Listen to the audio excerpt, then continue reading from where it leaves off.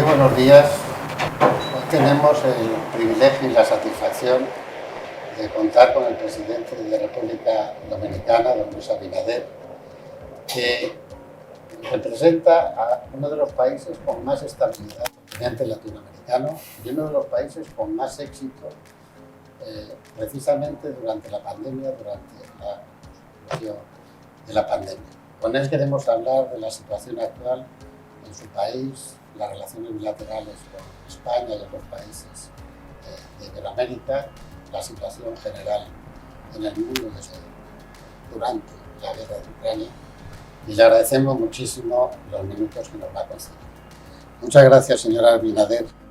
Empezaríamos por comentar el próximo congreso, la próxima cumbre de las Américas que convoca los Estados Unidos de América, que se va a celebrar dentro de unos días en Los Ángeles y que parece que no nace con buen pie.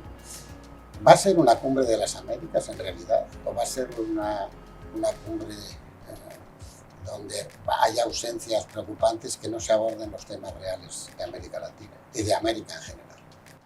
Bueno, como usted sabe, esta cumbre la está organizando Estados Unidos, va a ser en Los Ángeles. Nosotros hemos sido invitados, estaremos allá.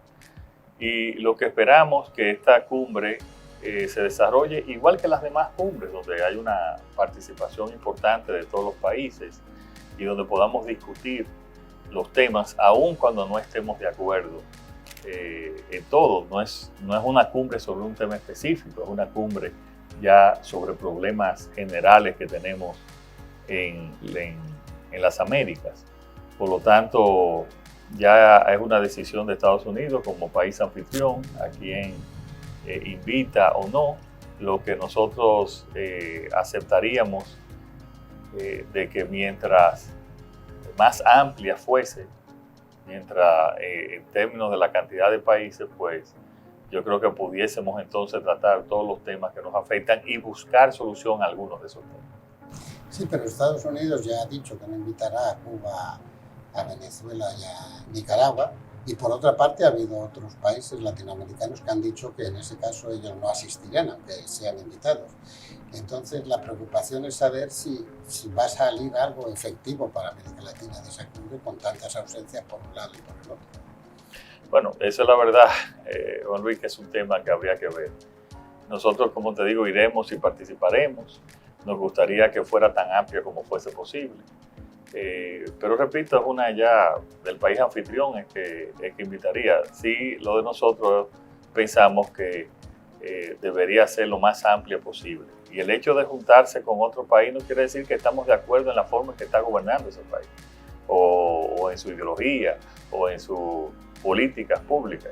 Lo que yo creo que podemos sentarnos para discutir los problemas comunes que tenemos, los problemas que podemos nosotros y cómo nosotros podemos ayudar a solucionarlo, y mucho más en un momento en que estamos ante una verdadera crisis, porque la guerra en Europa, específicamente entre Rusia y Ucrania, no solamente tiene impacto en esos dos países, ni solamente en Europa, tiene un impacto en lo que es la economía mundial por la vía de los hidrocarburos, el aumento casi que se ha multiplicado por 2 el precio del petróleo, el gas natural por 3, los commodities o materias primas agrícolas por 2.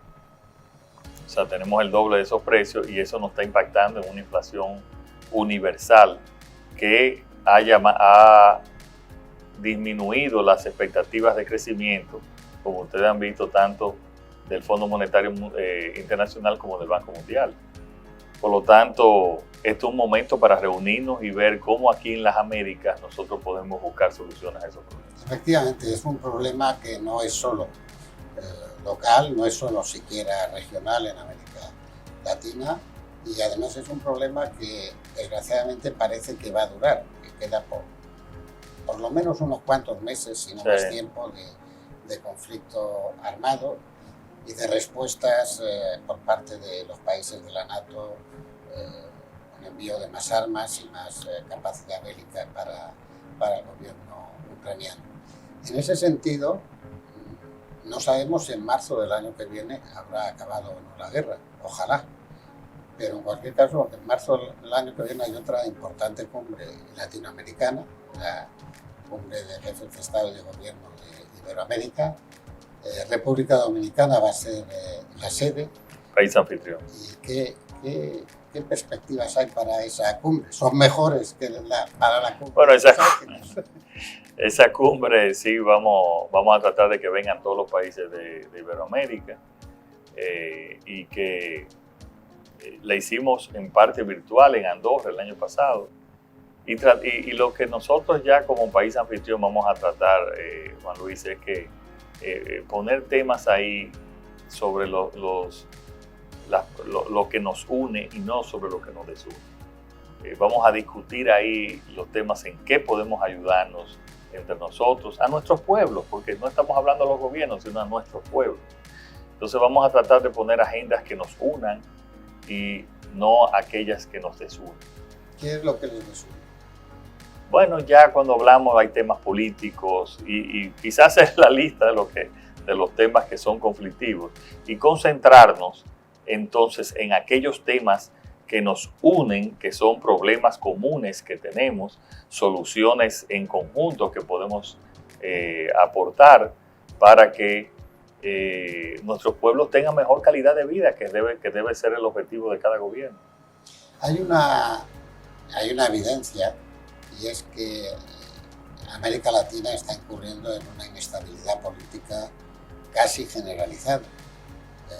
Prácticamente solo Uruguay, en cierta medida Costa Rica, hay que ver porque el nuevo presidente de Costa Rica es capaz de conseguir, y República Dominicana, que es uno de los países más estables política y económicamente. Panamá también. Panamá también, pero Panamá es un país con menos significado político que República Dominicana. La pregunta es, ¿a qué se debe este éxito? En el año 21, República Dominicana tuvo un crecimiento formidable, tuvo estabilidad política, tuvo desarrollo económico y la inversión extranjera fluyó. ¿A qué se debe eso? ¿Se debe a que no hay populismo, o a que no hay polarización, o sí hay polarización? Mira, yo tengo, cuando se habla de que hubo una oposición, hay una luna de miel de oposición, aquí nunca hubo luna de miel, aquí siempre ha habido una oposición muy, muy crítica, que es parte de la democracia y nos hace a nosotros mejores gobernantes también, pero una oposición día a día y ayudada con las redes sociales, que ya ha cambiado todo lo que es la parte de comunicación y se comunica cualquier ciudadano con todo el pueblo y no hay la intermediación de un medio de comunicación. Pero ¿qué hicimos nosotros para lograr recuperarnos? Y recuperarnos económicamente y además incluso reconocido por la Organización Mundial de la Salud también, pudimos hacer la apertura de la economía cuidando la salud, lo cual es un balance que no es tan fácil lograr y nosotros, gracias a Dios, lo logramos. Pues Juan Luis, cuando llegamos al gobierno vimos que si no recuperábamos, que la parte que estaba más afectada de los sectores económicos era el turismo. Tú sabes el poder que tiene el turismo económico, tanto su influencia directa como indirecta en la economía dominicana. Entonces decidimos tratar de hacer una apertura de la economía y también de hacer una apertura del turismo. Y eso lo fuimos logrando de manera gradual. Yo recuerdo que en una reunión el ministro de Hacienda a finales de los años del 2020 me dice, presidente, de los 6,000 y pico millones que debemos de recibir de turismo, con suerte vamos a recibir 2,000, 2,200 millones para el año 2021. Y yo le dije, vamos a recibir 5,000 millones. Y me dijo, qué bueno que tenga un presidente optimista. Y recibimos 5,800 millones. Y eso nos ayudó a que fuéramos de los pocos países que logramos apreciar nuestra moneda, que tenemos hoy más del doble de las reservas monetarias que teníamos al llegar al gobierno. Hemos bajado el % de la deuda en relación con el PIB, a pesar de todo esto, del 69% que estaba en diciembre del 2020 a marzo del 2022, que es un 60%. de la deuda en relación con el PIB debido a ese crecimiento. Claro, la guerra nos ha impactado en cuanto al crecimiento, aunque tenemos una proyección de crecer de un 5% este año. Pero lo que hemos ido, Juan Luis, es atendiendo los problemas cada día, con los diferentes gabinetes que hemos formado, tanto el gabinete de economía, como el gabinete de salud, como el gabinete de construcción y aguas, porque también hemos ligado esas dos partes, el gabinete de salud también. Y en cada uno de esos gabinetes había presencia en los diferentes sectores. Por ejemplo, en el gabinete de salud había presencia del sector turístico. En el gabinete de turismo hay una presencia del sector salud para que las medidas que tomemos sean cohesionadas también. Y hemos tenido que atender las crisis del momento, como las urgencias que nos decía la pandemia.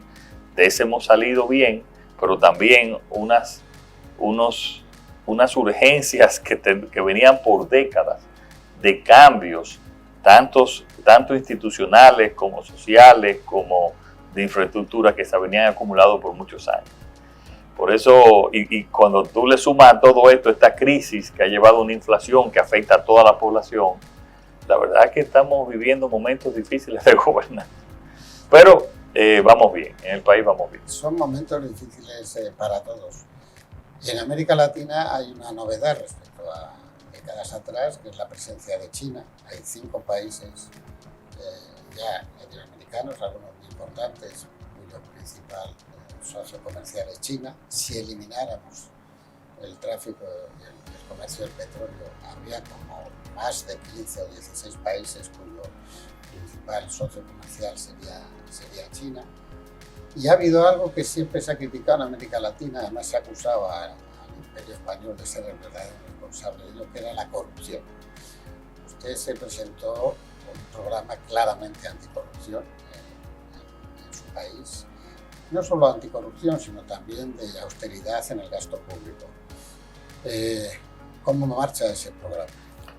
Marcha como lo prometimos, y quizá más allá de lo que muchos pensaron. Nosotros lo primero que hicimos es nombrar un ministerio público independiente, del cual no tenemos ningún tipo de incidencia en sus acciones, con unas magistradas que, reitero, gozan de total independencia, dependiendo de los méritos que tengan los casos que han sido acusados incluso miembros de nuestro Congreso, y también funcionarios de nuestro gobierno, y también funcionarios de gobiernos pasados también.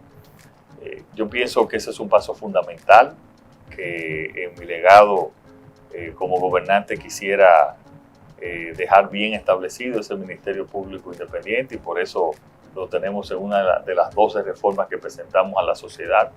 Pero al mismo tiempo, en términos institucionales, Juan Luis, cada vez que había aquí la selección de una Junta Central Electoral, eso eran meses discutiendo, se nombró una Junta totalmente independiente, que fue aceptada por toda la sociedad. Un Tribunal Superior Electoral también, que fue aceptado por toda la sociedad. Una Cámara de Cuentas que por primera vez no dependía de partidos políticos, sino que eran de personas independientes, además con capacidad, auditores con especialismo, y especialistas y no la mayoría que eran abogados, que si bien es necesario un abogado, pero no 5 abogados en la Cámara de Cuentas. Y por primera vez se están haciendo verdaderas auditorías en décadas para el control. Yo pienso que el país ha avanzado mucho en lo que tiene que ver con la parte institucional. Claro, tiene que avanzar más, porque tenemos que aceptar, Juan Luis, que lo que había aquí no era un gobierno corrupto o una sociedad corrupta, que había una cultura de corrupción que estaba, al igual que muchos países de Latinoamérica, que estaba enraizada en toda la sociedad, y que hemos tenido que ir rompiendo, ni siquiera de forma gradual, sino ya de forma abrupta, para que el país entienda que ya esos niveles de corrupción, de falta de impunidad, que es lo peor, porque siempre puede haber corrupción en cualquier gobierno, en este gobierno puede haber corrupción, lo malo es que haya impunidad, que si se descubre no se actúe. Entonces la desaparición de la impunidad ha sido un hecho, y mi preocupación es que eso continúe más allá de nuestro gobierno. Hay un tema del que prácticamente no se habla en Europa, por lo menos, y ahora con la guerra mucho menos, que es la sorpresa de que junto en esta misma isla convivan una historia de éxito como es República Dominicana y un Estado fallido como es Haití. Se publica muy poco, se ha publicado el éxodo masivo de haitianos hacia México tratando de atravesar la frontera de los Estados Unidos. ¿Cómo se ve desde aquí el problema haitiano? ¿Qué futuro hay para esta situación? Bueno, nosotros hemos, en todos los foros internacionales que hemos asistido, hemos pedido a la comunidad internacional que asuma la responsabilidad que proporcionalmente cada país, dependiendo de su poder económico y de su influencia política, militar y económica en el mundo, debe de asumir en relación con Haití. Yo pienso que países como Estados Unidos, Canadá, Francia, deben de tener deben de tener mucho más responsabilidad en la solución de los problemas haitianos. La República Dominicana ha cargado muy pesado con los temas haitianos. Es verdad que somos un país con frontera, pero Haití necesita ayuda internacional. Necesita, y nosotros seguimos insistiendo en que Haití necesita un plan a corto, mediano y a largo plazo para su recuperación. Y más para su recuperación, porque la verdad que nunca, vamos a decir, recuperarse a donde estaba nunca es el mejor, la mejor expectativa, pero es ciertamente que hoy está peor que en cualquier otro tiempo de su historia, porque tenemos que el 70% de los territorios haitianos están controlados por bandas de criminales. Cuando yo fui a España hace un año y 3 meses, hablamos de la somalización de Haití y algunos pensaban que estamos exagerando y yo creo que nos quedamos cortos.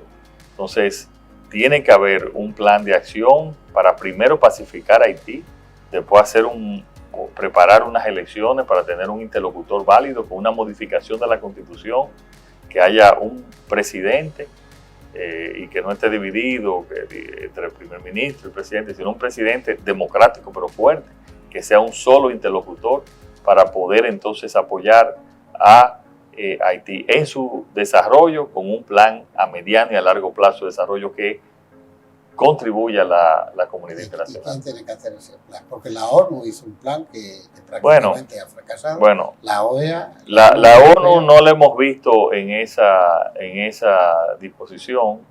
Cuando hablamos con Antonio Guterres el año pasado, no la vimos en esa disposición. Tampoco lo vimos la OEA no tiene la fuerza para hacerlo. Pero tenemos que decir que Estados Unidos todavía es el país que debe de ser el líder de esa acción. Y no es difícil, o sea, con un apoyo a la Policía Nacional Haitiana se pueden desmontar esos grupos criminales. Nosotros hemos tenido que hacer un gasto muy especial en la frontera con 11,000 miembros de nuestras Fuerzas Armadas para controlar esa... y básicamente, además de un problema migratorio, un problema en términos de nuestra seguridad ciudadana.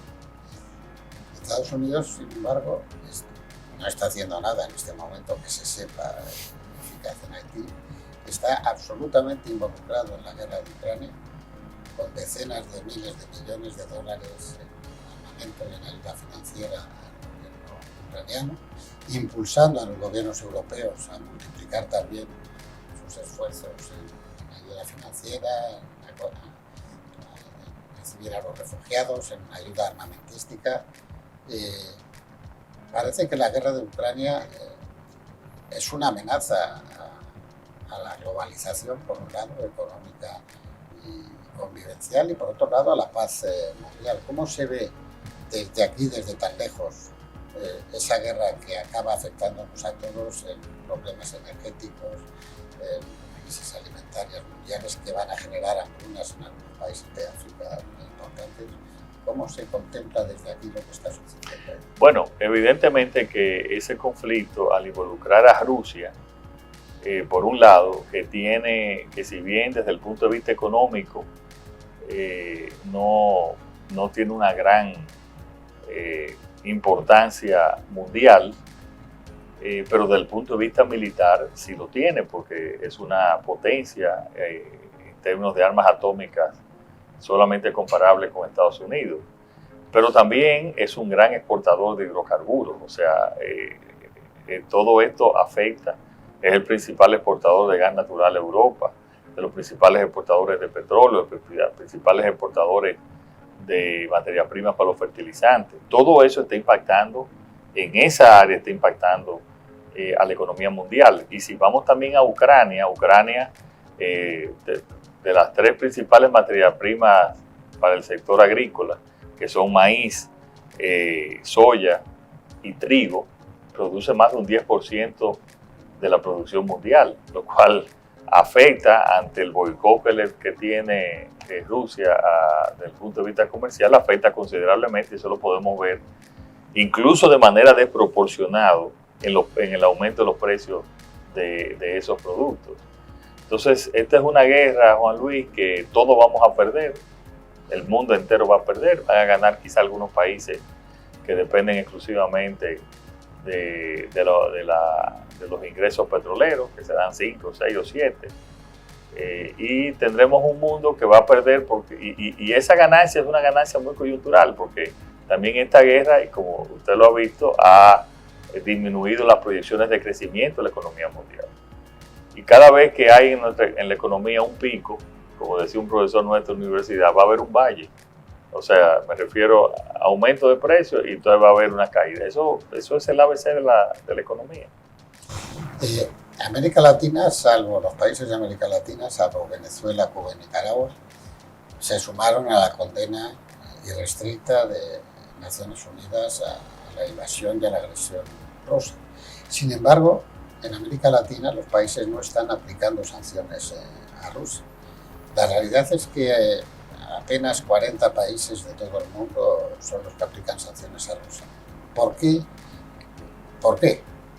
Es decir, ¿a qué se debe a que América Latina, que ha condenado la invasión sin ningún tipo de restricción, que considera que Rusia es culpable, como así lo es, por otro lado? Sin embargo, ¿a qué se debe que todo el continente haya sido menos estricto que los países europeos, Estados Unidos y...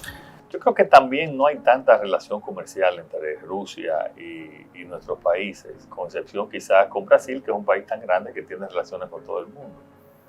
Pero no hay tanta vinculación. Nosotros teníamos sí una gran cantidad de turistas.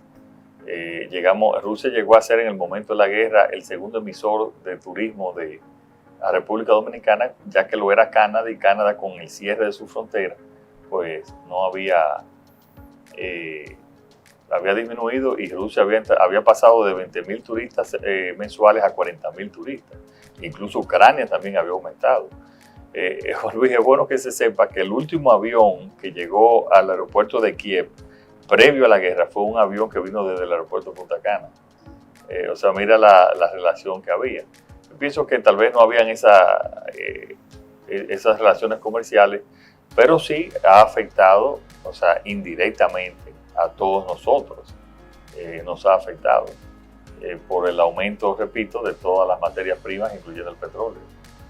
No le quiero tomar más tiempo, presidente, pero esta semana se va a celebrar en Punta Cana, precisamente, el Congreso del Consejo Empresarial para Iberoamérica, y va a haber una buena representación de empresarios iberoamericanos, españoles y de América Latina. ¿Qué mensaje les daría usted en este escenario tan conflictivo del mundo y tan preocupante para animarles a que inviertan en República Dominicana, en otros países iberoamericanos, incluido Portugal y España, que también necesitan inversiones exteriores, y Andorra? Pero Andorra está más fortalecido financieramente que la mayoría de los países. Pero no podemos dejar de mencionarlo. ¿Qué les diría o qué les puede decir ahora a los miembros del Congreso? Primero, que nos sentimos muy contentos, muy complacidos, muy honrados de que este Congreso se desarrolle aquí en República Dominicana y especialmente en Punta Cana. Estaremos presentes allá también, ofreciendo nuestras palabras. República Dominicana es un país abierto a las inversiones, que estamos fortaleciendo nuestra institucionalidad para que cada vez haya más seguridad jurídica, donde hay grandes oportunidades porque tenemos tratados de libre comercio con Estados Unidos y muchos países de América, pero también con Europa, donde tenemos una población joven dispuesta a prepararse para ocupar cualquier posición en cualquier empresa. Por ejemplo, hay cosas que se desconocen. Nosotros estamos exportando 1.800 millones de dólares en dispositivos médicos a través de nuestra zona franca, que se han diversificado bastante.